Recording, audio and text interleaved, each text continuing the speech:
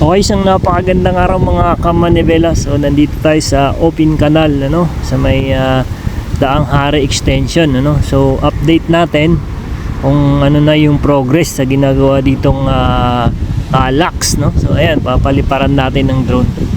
So yan, medyo okay na, So yung nasa kaliwa papuntang Arnaldo Highway yan, going to Governor's Drive. Ayan. So kasi yung Governor's Drive, papuntang SLEX, nadaanan na natin, gawaan na. So dito na lang yung portion na to papuntang Governor's Drive, mula dito sa may open canal. Ito yung subsection 2 nila, kung tawagin. So medyo konting tulak pa bago ito matapos mga kamanibela. Okay, so dito nakikita ko na rin na nagkakaroon na rin ng semento yung parang pinaka toll gate nya, dun sa kanan. Nakaporma na rin. So kung sisilipin natin yan, yung sa unahan naman, yan po yung kulay puti na building na yan, yung King Solomon Hospital. Dito yung nasa kaliwa, yung Talax, okay na, hanggang dun sa dulo, sementado na. So doon makikita mo sa nan merong SM Gentry, yung ginagawa na bagong SM. Malapit na rin yan mga kamanibela. Okay, so sana bago mag-December, madaanan na natin tong open canal interchange na to papuntang Kawit, para medyo mabilis na pag tayo ay lumalabas papuntang Maynila. So ganda na rin ng area na to dito dahil nade-develop na rin to mga kamanibela, yung around dito sa open canal. Yan, Talax interchange, ito yung pinaka toll gate. Meron na pong nakapormang parang bubong, so okay na po yan. So madali na po yan, kagaya dun sa Kawit na gawa na po.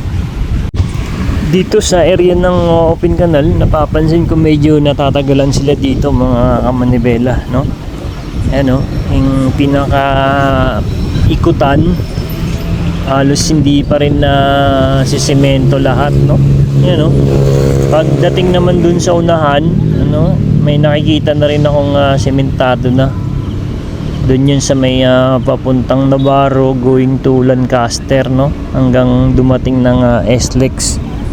Medyo okay na doon. So dito lang talaga sa subsection 2 open canal, medyo natatagalan sila dito. Yung nasa right side naman na kalsada, yun po yung Imus Boulevard, going to City Hall ng Imus po yan. Yan po yung kalsada. Then ang daming bahay dito sa kanan, mga subdivision yan mga kamanibela. So ang dami. So ang daming makikinabang pagka natapos tong subsection 2 na open canal. Yan, so okay to. So patuloy nating titingnan to, every month mag-update tayo dito. Yan, yung malaking warehouse na yan, yan po yung warehouse ng Uniqlo. So yan, open na rin yan, Uniqlo warehouse. So ang laki.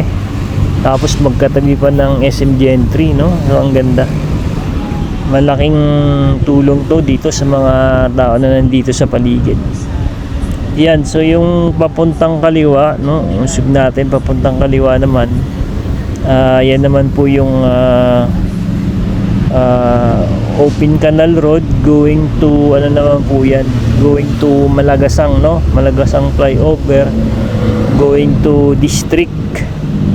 So ito, marami pa rin dito mga bakante pa rin, ano kayang lalagay nila dito mga kamanibela sa mga kulay green na yan, Yan, so nandito yung way na yan papuntang Malagasang flyover. Dito makikita mo dito, mayroon ditong nasa kanan, yan po yung LTO Imus, yung nasa kanan. Yan, LTO Imus po yan mga kamanibela. Tapos yung mga warehouse na yon sa unahan yan, yan mga maraming nagre-renta dyan, mga company para magkaroon sila dyan sa warehouse na yan. Then meron dyan sa unahan McDo, yan, hanggang doon yan papunta sa Aguinaldo Highway going to district. Bago mag-McDo naman sa unahan yan, kakaliwa ka, yan, going to Imus Boulevard naman po yan. So hanggang dito na lang po muna mga kamanibela, no? So mag-update na lang ulit tayo pag okay na tong open canal interchange. So lagi ko pong sinasabi, so drive safe mga kamanibela.